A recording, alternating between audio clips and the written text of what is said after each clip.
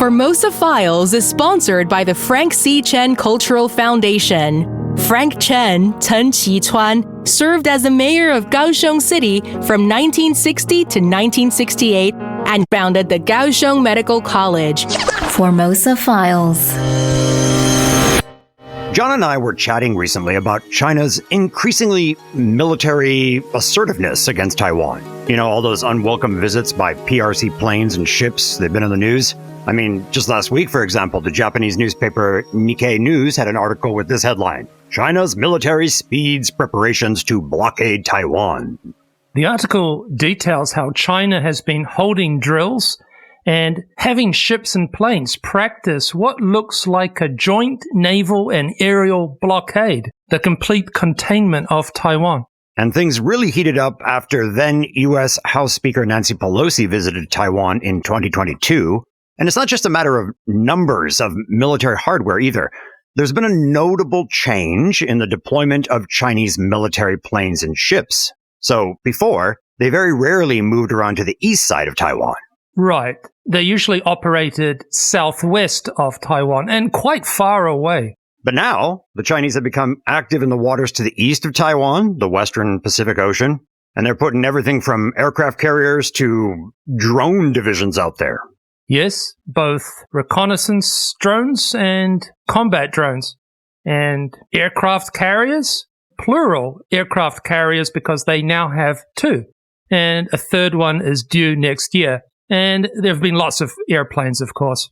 So military experts are divided on China's ability to launch a full invasion of Taiwan, you know, the kind of Normandy-style amphibious landings, men and machines hitting the beaches. But I think it's fair to say the consensus is that the PRC is capable of blockading the island.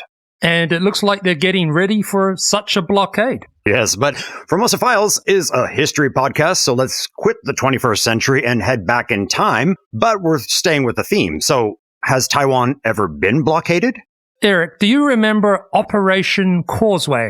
Absolutely. That was a fascinating story. It's an American invasion plan for Taiwan, but this was aborted. They aborted the plan in late 1944. Instead, the U.S. military leapfrogged or jumped over Formosa, and they went from Luzon in the Philippines to Okinawa, skipping Taiwan. Right. So Taiwan was not invaded, but the U.S. kind of blockaded the island with ships and especially submarines. And its airfields and ports were neutralized with bombers. So perhaps not a standard definition of a blockade, but effective, yeah? Yes. If we're not just talking about the main island of Taiwan, then there was an attempted blockade of Jinmen Island back in 1958 during the Second Taiwan Strait Crisis. Jinmen, a very small island near the Chinese coast held by the ROC. And when we say very near the Chinese coast, very close. You can see it. The Chinese wanted to stop the nationalist troops on Jinmen from being resupplied, so they put a blockade in.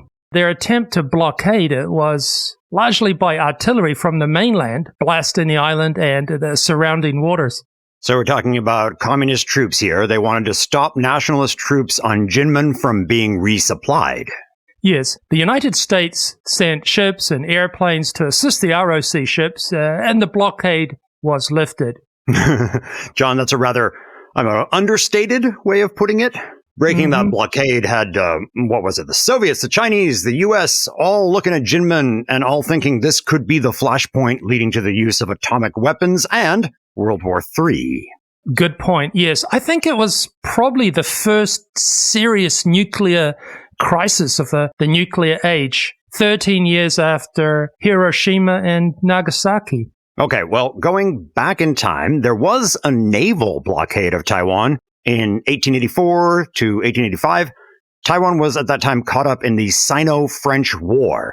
John, you recently did a two-part episode on the Battle of Danshui. I think you were talking with another John Groot, yeah? Yeah, we did a two-part series on the Battle of Danshui, a short but humiliating defeat for the French. Their ships were stopped from going up the river, and the Marines they landed were repulsed. This was in early October 1884. The French imposed a naval blockade around the island later that month on October 23rd, 1884, and it would continue until April the next year, 1885. So the failure to capture Danshui was a significant defeat for the French, as you noted. Danshui was strategically important. That's the port for Chinese supplies coming in for the Qing dynasty forces. Who was their commander again? Oh, yeah, Liu Mingchun, yeah? Mm-hmm, yeah. There was also the matter of losing face. The French not making progress at Geelong and actually losing in Danshui. The French needed a victory to recover prestige and also to secure a better position for bargaining, negotiating. So they stepped up military operations and also imposed a blockade to prevent Chinese reinforcements and supplies coming to Taiwan. Yes. Jules Paternotre, the French minister to China, resident in Shanghai, he said in a telegram to Paris that, quote, the blockade of Taiwan appears in effect necessary to prevent the shipment of Chinese reinforcements. And he said a blockade, quote, can be equally useful to impede the news of our failure from spreading throughout China, end quote. Interesting. So the French had a superior navy, and they were able to blockade the northern Formosan ports of Geelong and Danshui. And to a more limited extent, they were also able to blockade, sort of, some ports in the south. It was only a partial success. Small ships, Chinese junks, they could still get through from China to Taiwan's western coast. And then troops and supplies would head north overland. When the French announced the blockade, they hoped not to upset their fellow Western powers too much. They explained that for neutral nations, they would not exercise the right of visit and capture upon the vessels on the high seas, what is called a belligerent blockade. The French, they said they would just forbid access to the blockaded ports of Taiwan. The British disagreed with this interpretation. They saw it as belligerent, and they were worried about possible fallout for their traders, other citizens. And they were also concerned that anger against one European nation, so in this case France, would cross over to another, Britain, and they were worried about their business interests in China. The British tried hard to maintain neutrality in this undeclared war, but things can get messy. For example, private British ships were chartered by Chinese, and then these were seized by the French. The French didn't have enough ships to carry out a complete blockade. So the major ports were blockaded, but there were smaller ports along the western coast. Small ports, so not suitable for large steamships. But that was fine because Chinese junks and small vessels could get in. So Danshui and Geelong are blocked in the north, and a few French ships down in the south are trying to stop entry into Anping and Tainan and Takao or Kaohsiung. The blockade was a limited success, as you said. There was an economic impact on Formosa, especially on tax revenue, the official trade coming by steamship through the customs ports, but unofficial trade continued.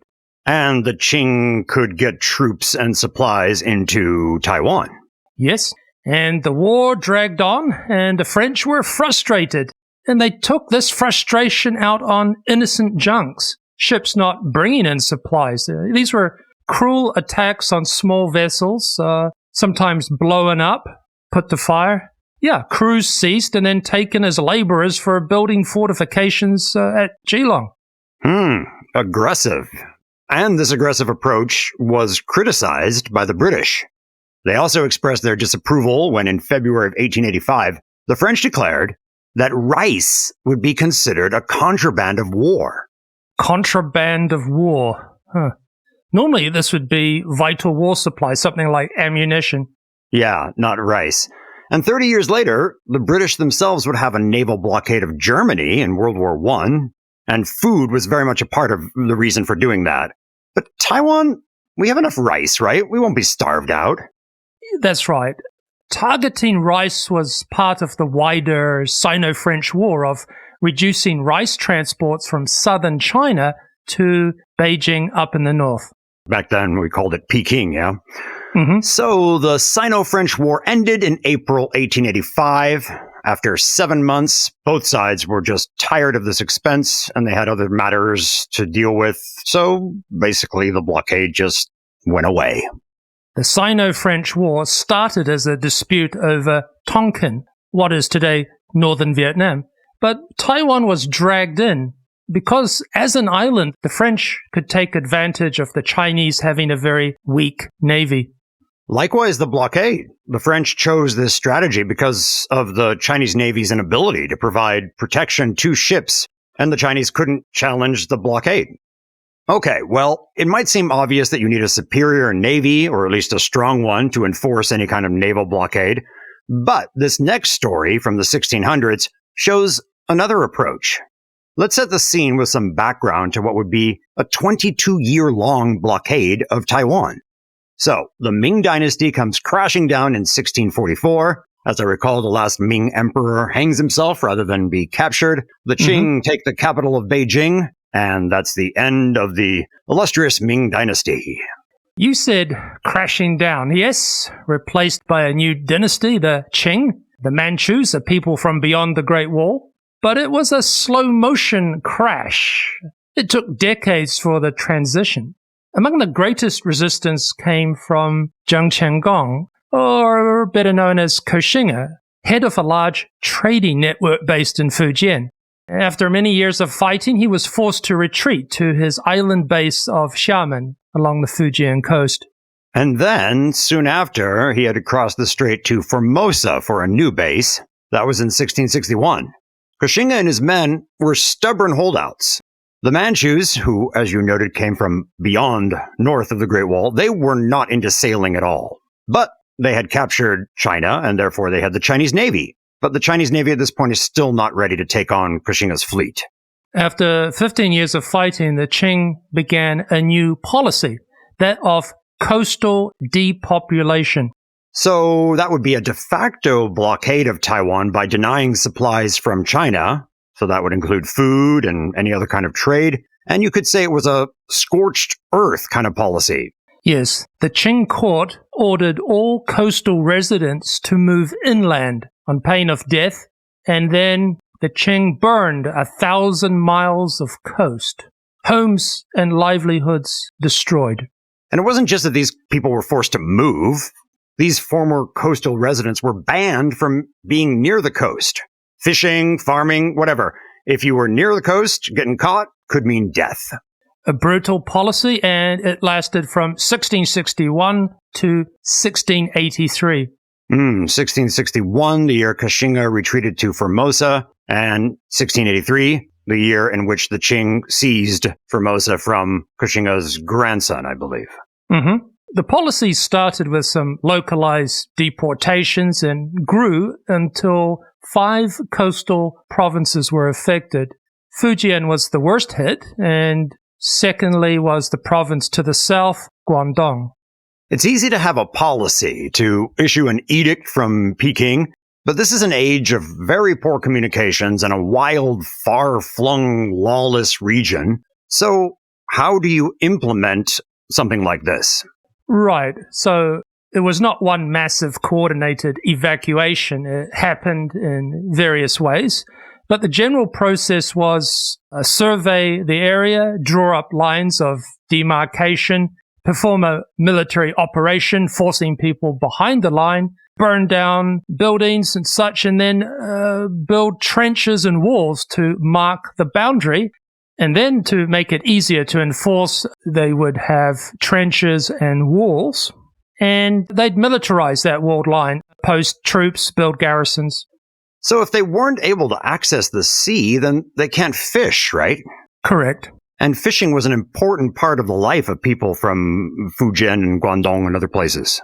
Yes, incredible. It's a horrendous policy, isn't it? Yeah, it's incredible to think about. But going back to Fujian and this line of demarcation, you said, do you have any more specifics? Sure, but to give credit where it's due, the information I'm giving you comes from a wonderful book, Sea Rovers, Silver and Samurai, Maritime East Asia in Global History, 1550 to 1700. Sea Rovers, Silver and Samurai. Nice alliteration. So some listeners will recall that silver was the main currency of the time. And sea rovers, well, that would be a term for pirates. Yes, a reference to woko, so-called Japanese pirates, but the crews were of mixed nationality, predominantly Chinese. Anyway, this book is a collection from various academics, and I'm drawing on Chapter 12, The Burning Shore, Fujian and the Coastal Depopulation, 1661 to 1683 by Dapon David Ho. Okay, I'll put all those details up on our website, but I gotta go back to this demarcation line. How do you mark a place so large? Okay, well, the lines were marked, but the Qing soldiers put fixed poles in the ground, then connected them with ropes, which sounds like they're surveying, but it was pretty roughly done. The distance from the sea varied, but typically a distance of 30 li. Li, that's an old Chinese measurement. Most famously, people may have heard of this li, and they might not even know it. It's in the name of the Great Wall of China. The Chinese name is Wan Li Changcheng. So Wan is 10,000 li. So 10,000 li long wall. Right, and there's an ancient saying from the Tao Te Ching, a classic book.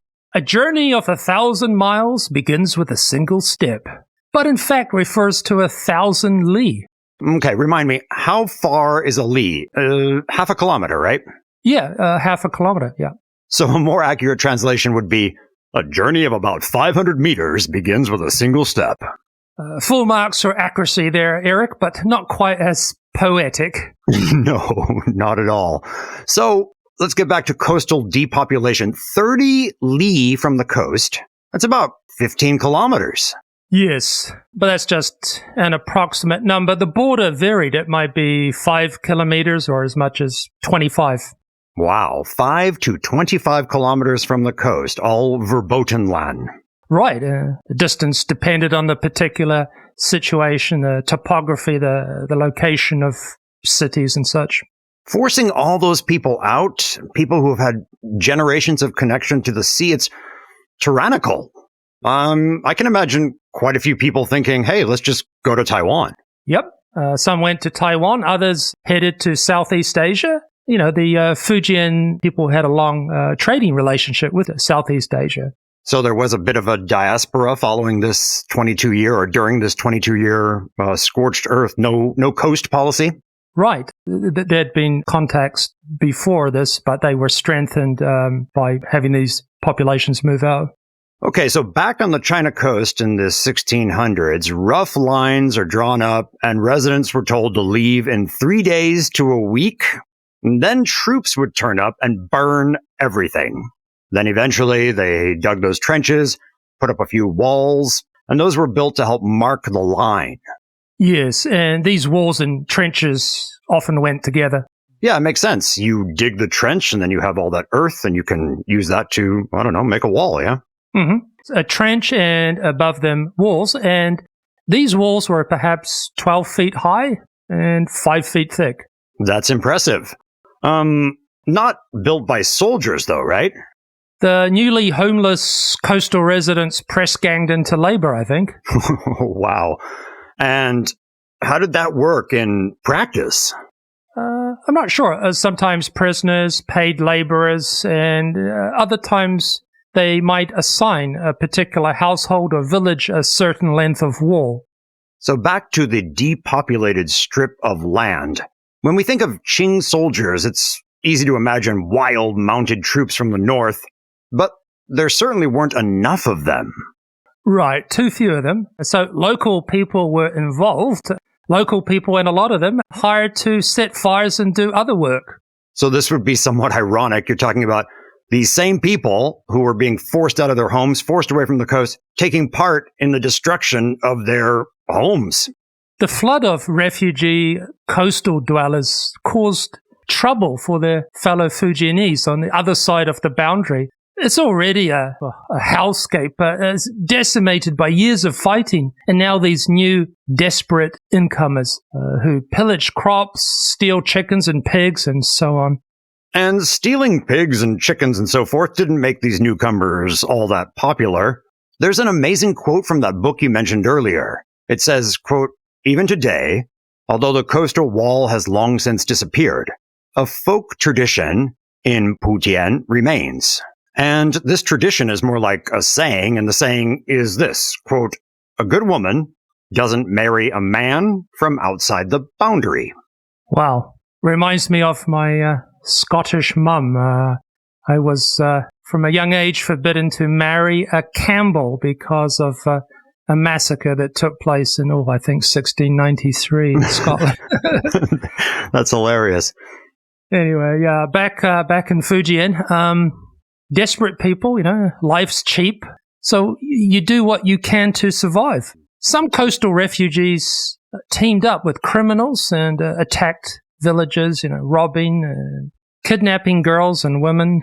Or maybe abduct is better than kidnap as a word, because they would often be sold as wives or worse. Nasty business. There was a Qing policy which kind of backfired. Their amnesty policy from sailors from the Qing Empire. Koxinga is dead, and his son is in charge. And if the seamen surrendered to the Qing, they could keep their ranks.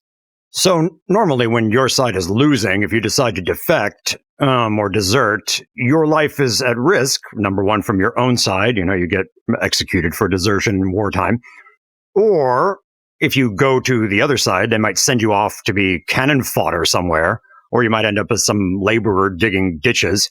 But with this amnesty offer, you surrender to the Qing, you keep your head, number one, you get a new job, or at least you're on the payroll, you get some sort of income. Yeah, I'm not sure on the exact details, but here's an interesting story related to the amnesty. It created an incentive for some of these jobless evacuees to try and pass themselves off as Qing sailors from Formosa. So essentially bogus defectors, previously fishermen or farmers, and now pretending, oh yeah, I was in Zheng Cengong's navy. It would take some organizing, working with outlaw gangs, but they'd sneak out through the no man's land to sea and then come in to surrender. Yeah, kind of a quote-unquote surrender, yeah. But they couldn't come home right away. There was one issue. It's kind of funny. They had to grow their hair. All the subject of the Qing, right? They had to shave their foreheads and wear their braided Q thing. Yeah, interesting detail, right?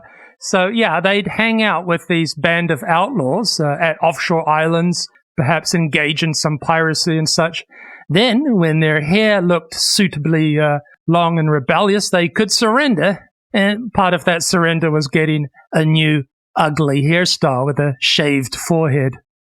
Very ugly. And if we continue reading from the book Sea Rovers, Silver, and Samurai, it says, quote, as soon as they received their cash rewards, they simply jumped the wall, got back on their boats, and regrew their hair. Then they would revisit the coast to plunder, and then turn themselves in again. They made enough to bribe local officials to look the other way. So if it was so easy to do this back and forth, it raises a question, how effective was this coastal depopulation policy in general? Did it actually lead to the defeat of the Qing regime on Formosa, or the Dongning Kingdom, as it was called? It put pressure on Taiwan, but there were ways around it. Bribery with corrupt local officials, and Qing family maritime trading empire extended to Southeast Asia, so they weren't entirely dependent on China. It was actually military overreach that really brought about the fall of Formosa to Qing forces. Right. In the early 1670s, there was a widespread series of uprisings, a civil war, you could say. It was known as the Revolt of the Three Feudatories. A feudatory is like a vassal state. So you submit to a stronger power, but you're still technically independent.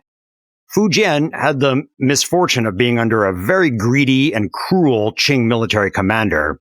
So this commander, he squeezed the local population for every coin they had. And when this rebellion looked like it might succeed, he joined in. That was in 1674. Koxinga's son, Jiang Jing, saw this as a moment to retake territory on the mainland and to perhaps overthrow the Qing. So he and the rebelling commander in Fujian, they're two enemies. They've been fighting, but they made an alliance. This alliance broke down almost immediately, so they fought, as well as fighting the Qing forces. There's a lot of fighting. Poor people in Fujian. Okay, so let me see if I'm understanding this correctly. So in Fujian, there's a nasty military commander, and he basically defects for a little while to work with Kushinga's son, but then they start fighting again. And well, he joins this rebellion in China with these two other feudatories. So now his former enemy, Zheng family on Formosa, they're fighting the same enemy, the Qing. So they have an alliance, but it breaks down, and they end up fighting as well. So when you're talking about overreach, it's the son of Zheng Gong trying to recapture territory in China. Yeah, he squandered his forces fighting in China, which was both against this local commander and the Qing forces. So this local commander, the surname was Geng, he surrendered, and 5 years later, he was executed for treason by what is often called death by 1,000 cuts. It was very slow, and its name is actually pretty literally true. Yeah, we won't go into that. Yeah. So the revolt of what we talked about just earlier, these three feudatories, was finally crushed in 1681, and the Qing now can turn their eyes to conquering Formosa, weakened Formosa. And indeed, Formosa surrendered in 1683. And with that, the coastal depopulation policy came to an end. There had been a partial relaxation of it in the late 1660s, 1668. But basically, it had lasted for 20 years. And do we have any numbers about the death toll from this policy? Hard to say. It's difficult to separate the deaths from the Ming-Qing fighting, the revolt, to separate those deaths from those caused by the coastal depopulation itself. But perhaps a quarter of a million, and many millions more suffered. As far as I know, this was the worst maritime prohibition in history. Yeah, it's a little known yet fascinating episode in history. And as was the French blockade. It's rather surprising that French ships were parked outside of Kaohsiung stopping traffic. Yeah, we're kind of immune to the shock, but I recall first reading about it and you're thinking, French in Taiwan? French blockading, fighting in Taiwan? It's quite a surprise. So, before we go, do we have any other Taiwan blockade stories? Oh, yeah. There's a huge Taiwan-China story we haven't told, and it's one with an unexpected twist to it. Yep, because this time it was Taiwan, or more specifically the Republic of China on Taiwan, blockading the Chinese coast in the 1950s. It's a wonderful story, but we've run out of time today. Hope everyone's been enjoying the summer. Thanks for listening to Formosa Files. I'm Eric Michael Smith. Bye.